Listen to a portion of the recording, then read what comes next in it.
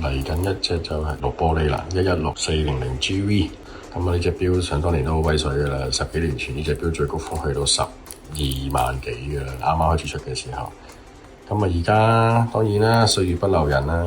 其實呢隻錶最突出嘅位置就係一支秒針嘅閃電針啦，再加一塊大綠色嘅玻璃。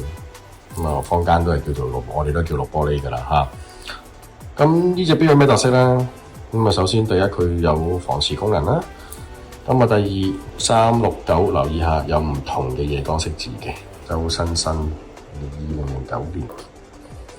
呢隻錶個狀態都非常之好嘅，雖然有成16年錶啦。